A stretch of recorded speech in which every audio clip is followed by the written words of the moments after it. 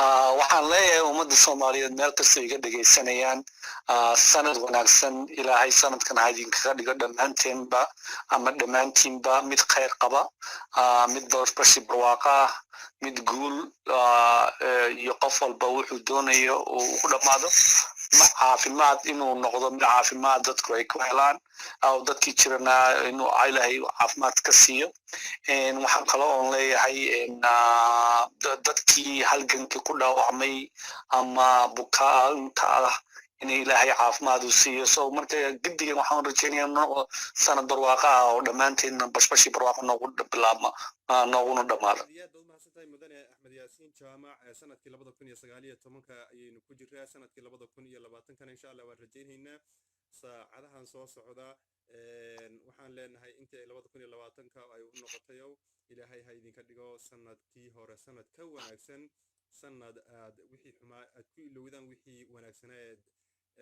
soo qabateen ama idin qabsoodeen ilaahay sanadka 2020 ha idin laban laabo mudane axmed yaasiin sanadkii 2019 oo ay weli sii jiro saacadihii ugu dambeeyay waxaad ahayd dadkii inta badan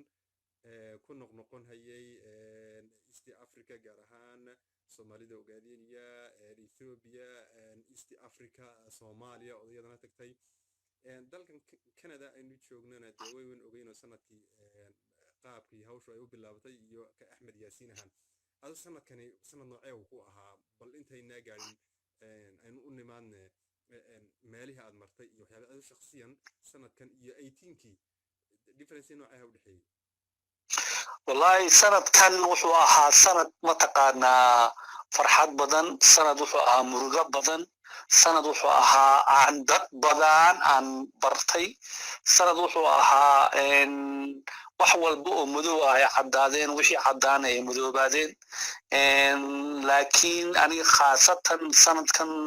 wuxuu noqonayaa sanad taariikhi ah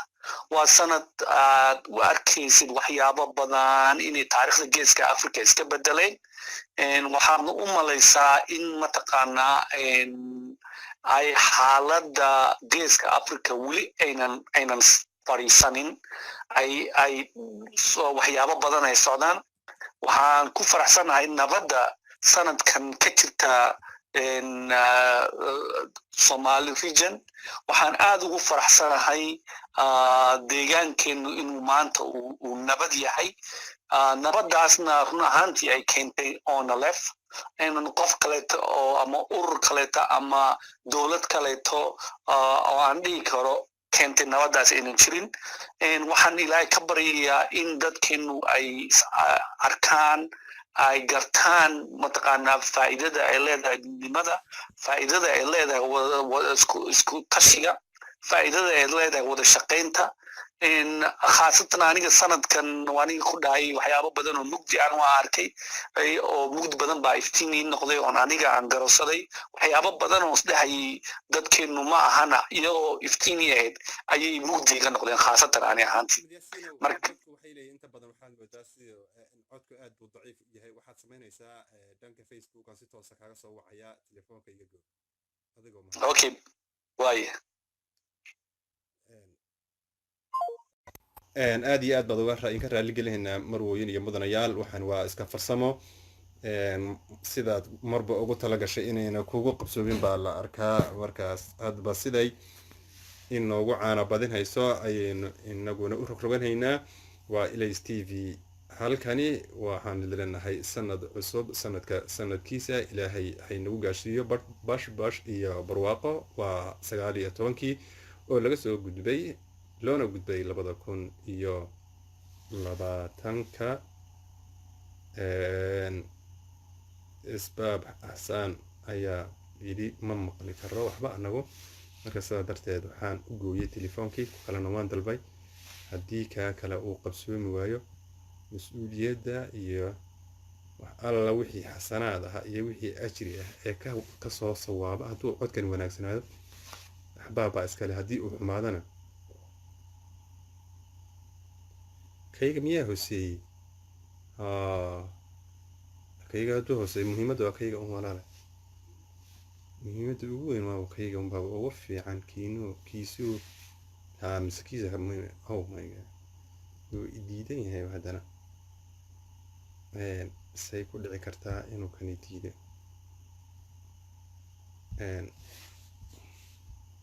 markaasoo kale moogta waa markay ugu daranta dee haddaa codkayga la rabay dee faadimo adiguna dee waad ugu ciyaaraysaa ma codkayga la rabay codka waxaa la rabay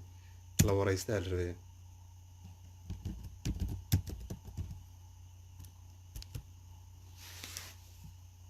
halkaa iga soo waay okay waa hagaag sanadka wanaagsan baan idin leenahay mudanayaal iyo marweyn idinkaan laakiin isa soo qabashadii bay lembaalku iyo social media kuwa xiisa badnaaba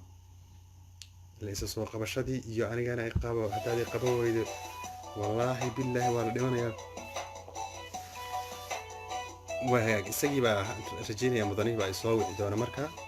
aniga markaan wacay ma garanayo sida noqday mudane axmed qaybta facebook iga soo wacdo qaybta facebook iga soo wac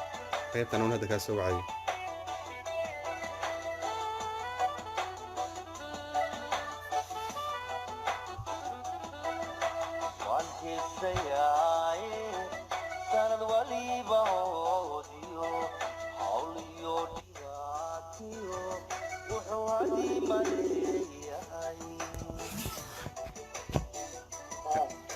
hadda may maqashaa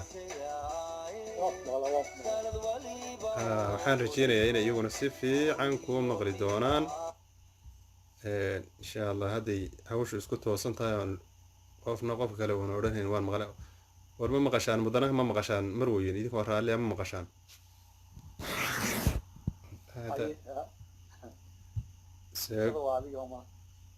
war maqal ma jiraa waraada ma maqashaan idinkoo raalli ama maqashaan axmed yaasiinow koro hadal si fiican baa lagu maqlaya anaa huba inaan ku maqlay waa hagaag waraysigeena ayaan sii wadahaynaa mudane axmed yaasiin intaad gudaha ogaadeeniya aad tagtay muddo dheer baad waddanka ka maqnayd sanadkii 2019 horta markii ugu horreysay ee tagtay ahayd waddanka gudihiisa waa markii ugu horreysay ahayd waan gudaha tagay wuxuuna ahaa wax badan oo indhafur badan baa kasoo baxay meeshaasita markaan tagay waa hagaag waa sanadkaas waxaa la dhihi karaa waa sanad run ahaantii adiga ka shakhsiyan kuu ahaa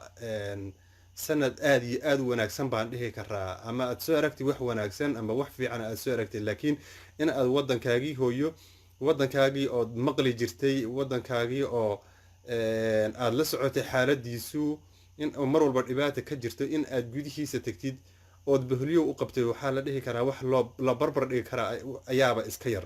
dad fara badan oo waddan kula joogay ayaa nasiib u helin in ay tagaan ciiddii hoy wax si dooni aad ku tagtide maxaad nagala wadaagi kartaa waxyaabihii markaa aad ka danqatay innaga oo farxaddii iyo waxa ku farax geliya usoo noqon doona bal aynu dhegaystayaasha maskaxdooda isku dayno sanadkii tagay inuu wax wanaagsan uun aynu wax wanaagsan aynu maskaxdooda ugu dambaysiinne waxyaabihii xumaa inoo horumari aad waddanka kala kulantay markii aad tagtay ee aada ka filinhayn waxaan horta inta badan waxaad mar walba aad ka maqli jirtay b b c iyo waraysiyaasha maandhood waxaan dhegeysanaya waraysi dolaal iyo ay ku jireen cadaani iyo oo b b c laga wareysanayo madaxweynihii hore ee mataqaanaa regionka cabdilay ka horreeyey uu dhahayay waddanka barwaaqa ka jirta wax walba u fiican yihiin dadkan waxaan jeclaan lahaa inay intay yimaadaan deegaanka ay indhahooda ku arkaan horumarka la gaaray dolaalna uu dhahayay allah u naxariisto ilaahay u naxariisto uu dhahayay mataqaanaa hal high school baa ka jira meesha oo wax high school kuma jiro oo aniga harar baan high school u tegay markii aan iyo dugsiga dhexe kuwa kaletana ay sindetirayeen oo ay dhahayeen mataqaanaa wax walba waa la baraa oo markii wuxuu ahaa dagaalkii codolo marka waraysigiisii ka dambeeyey oo laga wareysanayay oo qaarna ay dhahayeen mataqaanaa waxyaabo badan oo nin la yidhaahdo bashiir oon jeclaan lahaa inaan arko bashiir axmed sheekh bashiir ku sheegay oo rabay inaan arko isagana uu dhahayay waxyaabo kaleeto oo bilaa macnaha uu sheegayay marka gudihii markaan tegay run ahaantii haddii aan si daacad u qabo waan ka qaracamay markaan gudaha ka hadlayo ilaa ma aniga ilaa ma goday baan tegey dhinaca kaleetana ilaa iyo wardheerna waan tegey aan markaan kule gudaha waan tegey meelo badanna waan istaagay qabridaare iyo dhagax buur iyo waxaa iska noqonayaan jidkii unbuu noqonayaa dhanaan iyo agaarkeeda soo marka meela aan naqli jiray oo qadiimigu ahaa ayaan hal mar wada arkay oo hal mar aan soo idayday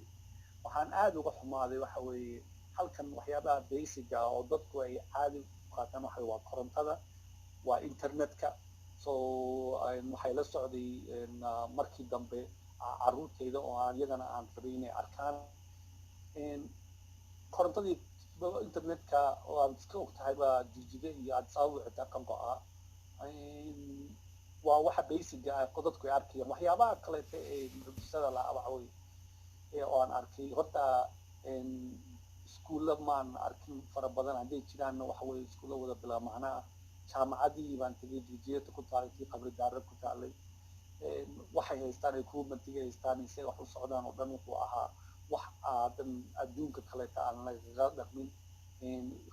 jaamacadaha dadkeenuba waa looga badan yahay dadka soomaalida oo dadkan ka yimaade deegaanada kaleetaa uga badan waxaan tegay isbitaaladii baan tegay isbitaalka waxaan tegay jijiga oo layidhahdo ka ugu fiican isbitaalka jijiga markaan tegay meelaha mataqaanaa dadka emergencyga la keena ah waxaa yaala 7 sariirood baa taala 7 sariirood dadkan halkan 7 sariirood waxaa yaala only 2 mataqaanaa computer oo kuwa dadka dhiigooda iyo haarkooda iyo waxyaabaha dhan wada monitor gareeya oo waxba wax saasa maanan ku arkin waxaas kagas dabada soo dadka dhibaatada haysata waa iska dareemi karaysaa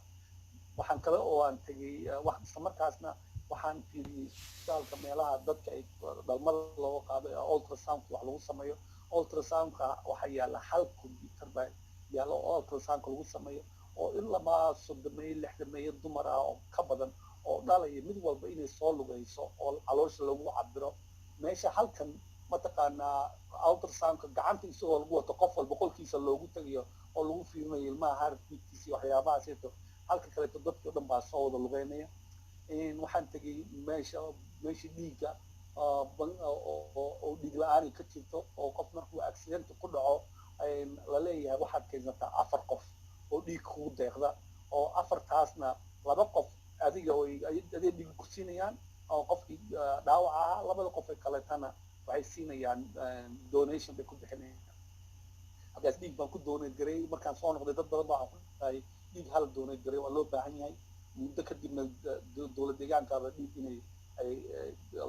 la donate gareeyo bilowday jidadka iyo baabuurta say u socdaan iyo bajaajku siduu isku dhex yaacayo qasida jidka aanan wax haba yaraatay sharci aanan jirin meel walba ay jaban tahay inta jidadka iyo waxyaabaha kalanta yaab waxa weeye nin madaxa meeshiisa waxa weeye jidka marka guriga waxaan arkay 2 wasiir guryahoodii baan arkay 2 wasiir guryahooda ilaa ay guriga wasiirka intuu gaaro oo dhinaca kasoo gala ayuu istaagaya inta kale tan jidad ma laha hoteelada qaarkiis waxaa arkaysa agtiisa in jid la marsiinayo laakiin aanan dhammaystirnayn so waxyaabo badan baan soo arkay dadka intaas waxaa leeyahay horumar baa la gaaray waayahay maan leeyahay horumar ha la gaaro waxba kama qabo aan u barbardhiga marka waxaan tegay ilaa iyo hawaashan tegay dhinaca Ethiopia gudaha u sii galay Dabrazayd Ethiopia kaleeto oo dhahay bal u barbardhig sida ay deegaankeena yahay kaleeto inkastoo waxyaabo badan ay nooga dambeeyaan oo Ethiopia kaleeto iyadana ay maqlamid tahay oo iskuulla yaryar iyo waxaa laakiin jidadka infrastructureka iyo mataqaanaa iskuullada iyo waxbarashada iyo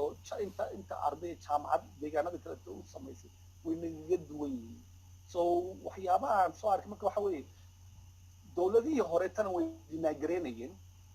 dowladda hadda jirtana priority fiican maynan siinin وهجاج مدن أحمد ياسين مدن يال يمروين أن سود ويا دتك هذا مهتن مدن يال يمروين كسر وهذا إلى ستيفي سنة كعصب لبضكون يا لبعتنك وح برنامج كمرتي إنه مدن أحمد ياسين جامع oo isagu ka warramahaya sanadkii 2019 oo uu nasiib u helay in uu waddankiisii hooyo oo muddo dheer uu hilowday ama uu xiise u qabay sanadkii 2019 soo arkay una ahayd sana aad iyo aad u wanaagsan. warbixinta intii gadaal naga soo gaadhay barnaamijkeena caawa saasuu ku saabsan yahay. sanadkii tegay waxyaabihii uu soo arkay buu mudane axmed yaasiin caawa inala wadaagaya Elays TV kuna marti qaadan yahay. idinka oo mahadsan commentska waxaad kusoo reebi kartaan oon halkan idinka soo gudbin doonaa idinkana sanadkii tegay 2019 waxyaabihii guulaha ahaa iyo waxyaabihii iyagu negative-ka ahaa aad idin kala kulmay. waxaana si guud idinku rajaynayaa kii tegay haraatidiisa in uu kan 2022 uu bogsiin doono wixii wanaag ahaa idin qabsoomay 2020kana in aan idhaaho 19kana in uu ilaahay idin sii laba jabaaro. meel kastoo dunida ka joogtaan waa ku mahadsantihiin. sheer gareeya dhegaysiguna waa mudane axmed yaasiin oo sanadkii lasoo dhaafay ama sanadkan annagoo aanu saacadii ugu dambeysay ku jirro 2019 tagay gudaha Somali State ama Soomaalida Ogaadeniya waxyaabo fara badan kala soo kulmay. saad la socoteen hadda waxa aanu bartan kaga jiraa su-aashii koowaad ama labaad iyadoo aan ahayn marba positive ama aan horumar nafla aan una soo arag. wanaagiina waa inoo soo socdaa bal hadda aan dhageysano. mudane axmed yaasiin weli waxaan ku guda jiraa qaybtii dhibaatada ahayd ee kala soo kulantay waddankaaga oo muddo dheer u xiise qabtay waxyaabo fara badan oo dhib ahna aad ku soo aragtay. Suleeqo Ibrahim waxay ku tiri niyahow ha barbar dhigin meesha aad joogto Dubai waa Ogaadeniya iyo Canada. dhib farqi weyn baa u dhaxeeya. isku waa waddan weli la gumaysto iyo waddan 150 sano ama ilaa 150 sano xor ahaa. ha isbarbar dhigin baa lagu yiri inkastoo aan taariikhda aan ugu daray. marka bal su-aasha inagoo ka binaynayna Afrika waan wada naqaanaa. Afrika waan halkan u dhalanay nu kan muddo kooban aan ka soo maqnaa inkastoo adigu aad iska ciyal Canadian ahayd. nolosheedu mar walba waa iska basic bay ahayd oo waa naftu bay dad ku jirtaan. marka aragtidii berigii hore aad ka haysatay waddan ka haysatay iyo waxaan ku guda jiraa tan hadda maanta aad ku soo aragtay. axmed yaasiin iisi wada adiga oo barbar dhigaya gobolada Ethiopia sare iyo Ogaadeniya. maya kusoo walaashii Suleeqo ku maadsan tahay. isma waani ku dhaxayo markii hore waxa nologa dhigay waddanku inuu hormaray oo waxa weeye waxaan qaadiyaa iyo TV-yada marka daawatid oo aad aragtid jijigo oo wada nalal ah iyo wax walba aad aragtid taas way waxaan qaadlay. marka tagtid oo aad jijigo dhex tagtid markuu roob oo aadan la socon karin okay oo meeshii oo dhan ay wada dhooqaysan tahay oo aadan dhaqaaqi karin markii uu roobda oo mataqaanaa deegaanka oo dhan uu kala go'ayo oo jidadkii buundooyinkii ay jabayaan ama aanu dayactiraynin waxyaabaha aan isbarbardhiga ka wado aan ka hadlayo waxa weeye reactionka ugu horreeya oo qofka arkay dan aad sababaad ka baxaysaa haddaad baabuurta aad isaga uga soo baxday oo soo dhex maatid dirdhaba aad timaadid dirdhaba siday tahay waa magaalo rasmi ah dirdhaba. harar baad tegaysaa waxaad arkaysaa iyadana magaalo dhan oo dhisan oo casriyeysan. den waad soo socon oo marka aad soo gejid jijiga waxaad arki oo wax yar oo nolol ah oo ka taagan. laakiin gudihii markaad usii gashto ood aragtid iskuuladii aragtid ood aragtid mataqaanaa aad aragtid jidadka ama hoteeladii aragtid ama aragtid qof mataqaanaa aanan dhulkii aanan dan ka lahayn oo uunan ku jirin wadaniyad ah ama kan askariga ee traafiga ah ee dadka intuu joojiyo lacag ka qaadanaya ama kan mataqaanaa qofku markuu xirayo isagoo garaacayo xiraya. waxyaabaha aan ka naxay waxay ahayd hotel baan waxaan ku arkay hortiisa nin mataqaanaa amxaar ah oo korontada iyo waxaas hagaajiya oo la garaacayo waxa garaacayay ciidankii new policeman kuwii kaleeto maxaa magacooda la oranayay هذه إثيوبيان ما قراعي إثيوبيان قراعي وأنا قدر maya soomaali ethoobiyan garaacay sida ahaayeen laakiin dadkii ku tubtumanayeen laakiin hoteelka wixii hor joogay oo dhan waxaa dad wada dibadaha ka yimaadii dadka joogay qof soo dhex galay ama ka celiyey ma jirin marka meel laga celiyaa rabtay haddii maanta ay kaasay dilayaan beritoolana mataqaanaa aday ku dilayaan mar haddaan leenahay qof walba xaq iyo sharci iyo wax walba la eegaya wax walba la xormeeye meeshaan ka nafsiga hayaan marayna ma aha markaad awoodda leedahay inaad ku tumatid ma aha sababtaan ku leeyahay waxa weeye waa in aan ka fikirno in aan markaa leenahay aan insaankana aan ka samaynayna markaan leenahay sharcigaan ilaalina markaan leenahay waxa weeye dadka kale waan ka fiicnaanayna so waxyaabahaas waxyaabaha aan aniga ahaantii markaan arko dhehaysa aawa horumarkii iyo dadaalkii iyo waxaan soo marnay iyo maxaan annaka haddeerto aan dadkeeni iyo dalkeeni iyo horumarkii aan uga fikir la'nahay maxay tahay maalin walba waxaad arkaysaa dad uun aeroboortka lagu soo wada dhaweynayo dowladdu waxay noqotay inay aeroboortka ay tagto dad soo dhaweyso makhaayad ay fadhiistaan because makhaayad baad ku arkaysaa qadi iyo quraac iyo casho waa khasab inaad qaar wasiiro ahaad meel ku aragtaan 24 saac oo uun meel uun fadhiyo meel cunto ah iyo mataqaanaa iyo soo dhaweyn inta ugu badan aan arkin miyaa la odhan karin axmed yaasiino miyaa taa la odhan karin wasiiradan waa shacab oo waxaan ku yidhi dadkii shacabkaa bay dhex socdaan oo la cunteynayaan oo la cabayaan oo la qaxweynayaan oo arrintaas waaba arrin horumar keeni karta oo kanada markii la joogo hadda waa kaan arkaynay nimanka wasiirada staff male meel walba iska socdaan qof baabuurkiisiibu iska wataa ya waa timo والله ده ديس horumar waaban soo dhaweynaya koode laakiin waxyaabaha aan ku leeyahay mataqaana inuu horumar aynu ku sheegay waxa weeye qofka wasiirka ah mushaarkiisa waxa weeye lacag 15 meelahaas oo bar weeye qadada waxaa lagu cunaa 1000 meelaha average-ka wala caadi ka cunaa dad badan baa la socda intaas oo ay ka baxshaan so waxaad arkaysaa qof isticmaalaya lacag uunan awoodin ama uunan mushaarkiisii aanan dhammayn oo socota so taas waxaad leedahay waaba dhibaatada keeni karaysa axmed yaasiin qurbaha waa lagaga calaacalay xisaabta noocaas oo kale dadkan waddankeena markii la joogo inaa fataxana laka fatxan mubiinan baa wax lagu cunaaniyo ma waxa weeyaan waa alla inana waxaan yaa sidan arrintaas waa inaga fiican yihiin baan dhihi karaa ninka 15,000 qaata ugu yaraan 5 nin soo kaxayn haye laga yaabo inuu 5 ku cuno soo lama dhihi karo inaba caadi ma nimankaasi waaba taan ku leeyahay caadi isla xisaabta kugu horeeya horta waxa weeye in ay magaxayda kuwaas oo kale taan winku si ka weyn gurigiisa ka cuna cuntada dad 20 qof inuu cunto guriga uu kariyo reerkiisii uu xaddiis waqti soo siiyo bad 24 saac dadkan waxa u maleynayay reeraba lahayn baad u malaysaa caruur ayna dhalin sida ay meelaha u maraysanayaan taas waxa weeye intii negative ka ahayd soo bal waa san cusub positive ka magaarsi ما بوصتك على الغب حينين أحمد ياسين بوصتك عم عاوي إنه بدني هاي anyway waxaan waa lagu qoslaa oo kulli ma garanaya asxaabtan waa diiq sinimada nimakaas ay ku qoslayaan waa hagaag mudanayaal iyo marwooyin waa sanadka 2019 iyo sanadka 2020 labadaba wuu inoo yahay halkana waa Ilays TV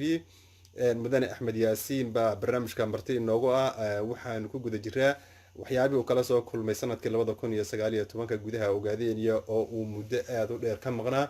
hadda ka hor waxaan ka wareysanaynay waxyaabihii negative-ka ahaa ee axmed yaasiin uu kala soo kulmay axmed yaasiin oo intaad gudaha ogaadeenaya joogtay waxaan ku bilaabaynaa waxyaabihii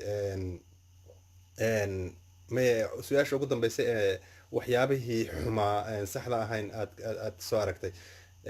ayaan su-aasha ugu dambeeyay haddaan kaa weydiiyo ma aragtay meeshii la odhan jiray jeel ogaadeen ma tagtay adigu horta meesha runtii meeshii u qaracanka badneed oo meel la yidhaahdo aan tago waxay ahayd waa jeel ogaadeen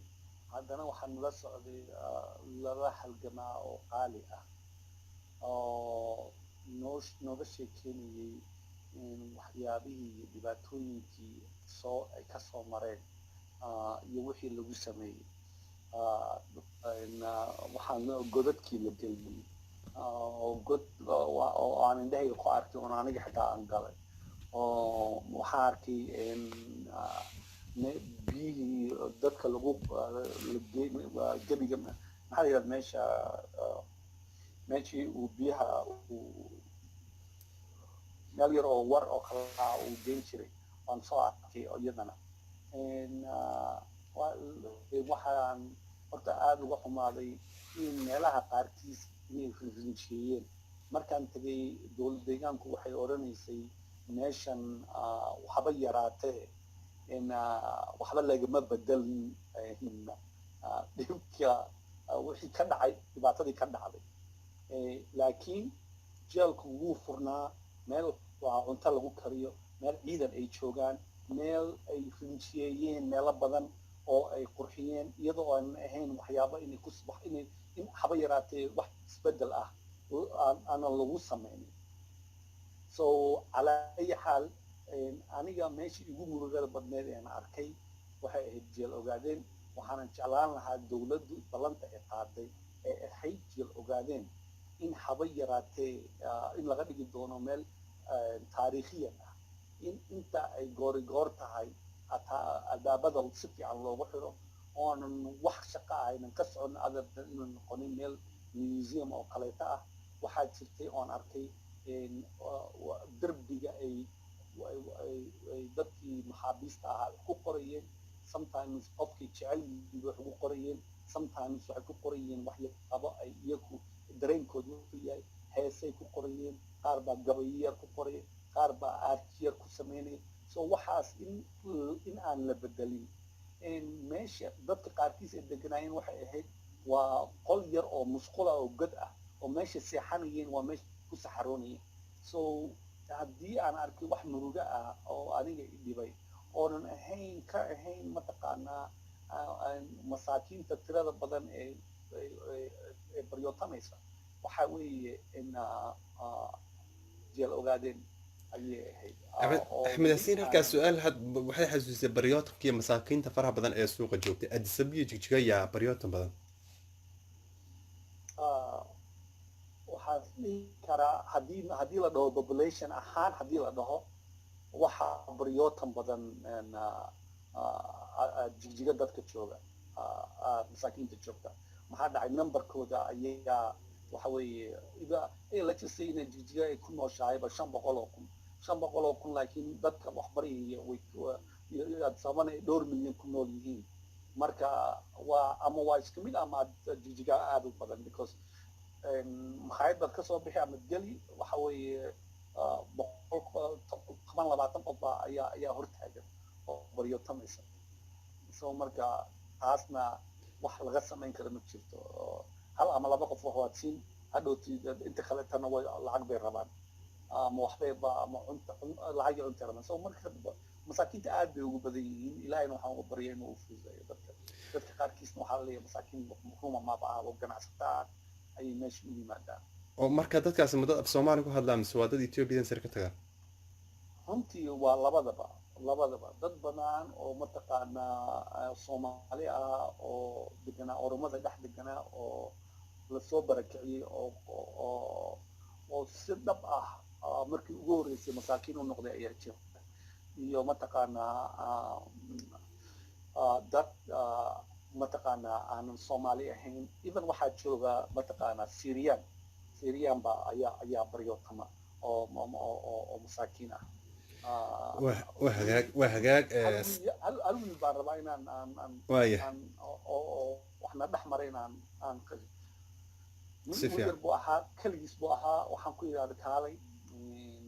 magacaa wuxuu yidhahda waxaa la yidhahda xasan xagee ka timaaday wuxuu ii sheegay adiga dhinaca tulli guleed iyo eedadiisa ayuu sheegay kadibna waxaan ku yidhahday mise jir baa tahay wuxuu yidhahda waxa ahay 7 jir marka waxaan ku yidhahday yaad la joogtaa oo wuxuu yidhaha hooyaday wuxuu yidhaha dhinacaas kaleeto gadaal bay joogtaa oo ay kaa dhinaceeda gadaal ay ka shaqaynaysaa anigana xagga baan joogaa shaqaynaysaa buu yidhi markii hore ilaahay ii ducaynaya maanta dhan waxay sii marka waxaan ku dhahay mama inaan kula hadlaan rabaa marka hore aan wada hadal kadibna waxaan weydiiyey maxaa maalintii meeqaad samaysaa wuxuu yidhahday waxaan sameeyaa 100 ilaa 110 ber baan sameynaa ayaan sameeyaa